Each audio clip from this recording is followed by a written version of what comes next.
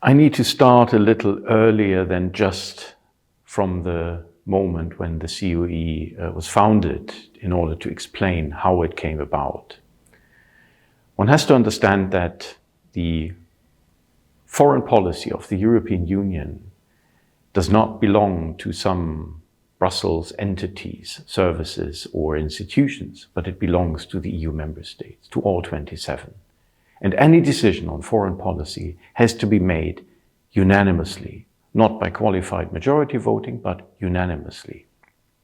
That poses obviously a huge challenge to all the 27 to come together, agree on something, and then translate that into action on the ground, civilian or military action, you name it. So the CoE's idea is to create an informal forum for all 27 EU member states to come to a common understanding of what they would like to achieve in their foreign policy before it hits the formal institutions and the formal settings in Brussels where political decisions ought to be made.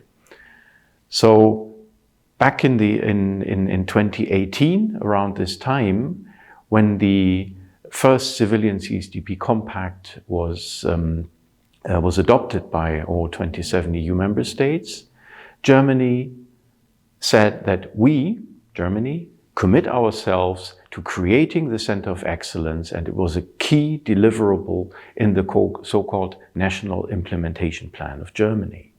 So we were created upon the initiative of Germany, putting its resources, money and office space and personnel to the use of all 27 EU member states so that they can live up to their joint and common commitment to strengthening civilian crisis management. The CoE has come a long way since February 2020. We have grown from 14 members to 24 EU member states that are the members of the Center of Excellence. We have been able to secure institutional funding from the Federal Foreign Office, so our funding for the foreseeable future is secured. We have now round about 25 colleagues in our team. We have 6 seconded national experts, senior advisors, that are brought to us by our members. And the rest is professionals from various European and non-European countries. We have Australian nationals, we have American nationals, we have Kazakh nationals. So it's a really international setting, which is a clear proof to the fact that we are an international organization rather than a German one. So this has evolved over time. And we have established ourselves as a strong player in the realm of civilian crisis management. We are mentioned as the only non-EU entity in the civilian CSDP compact that was adopted by all 27 EU member states in May 2023.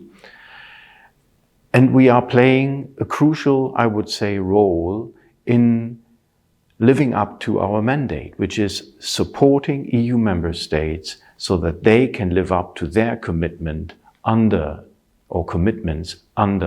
the civilian CSDP compact.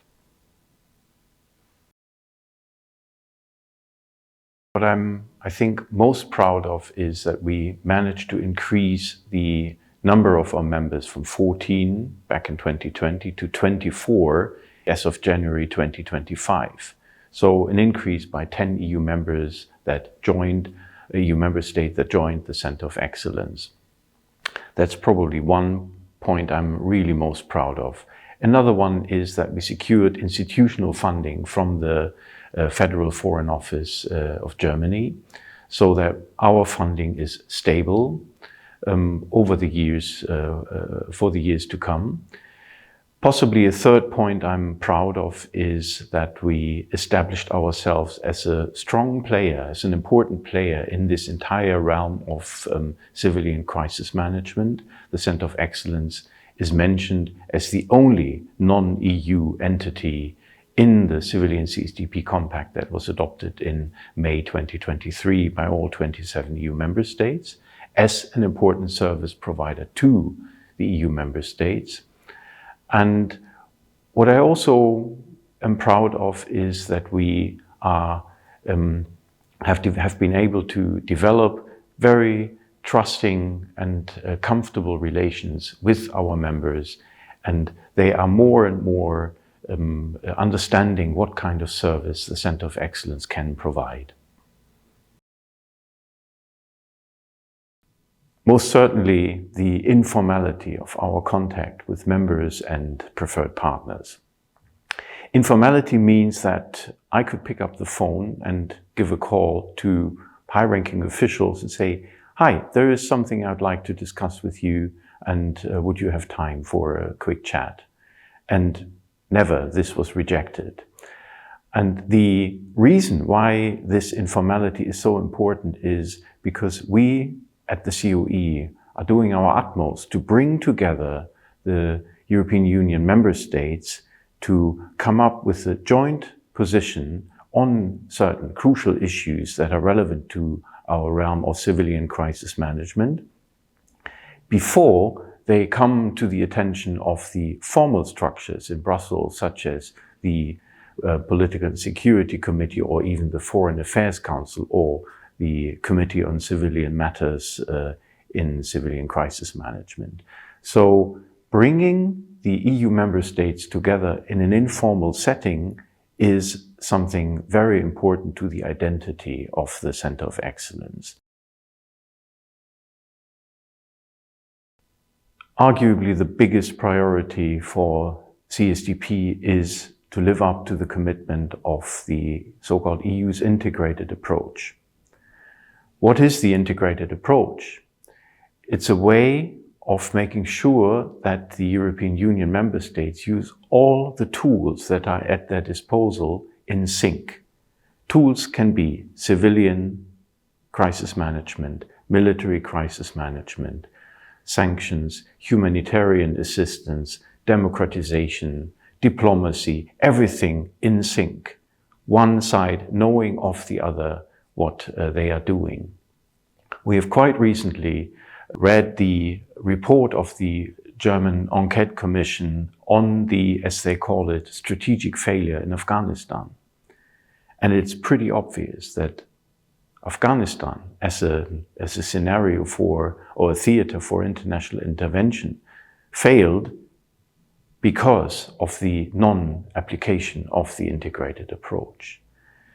It is very important when we are looking at Ukraine these days, for instance, to, of course, support our friends in Ukraine in the field of military so that they can fight against the Russian occupation. At the same time, we have to have in mind that there is a long-term stability goal and long-term democracy goal that can only be pursued with civilian means. So it's very important not to play out the military CSDP against the civilian CSDP, but to say they have to work in sync.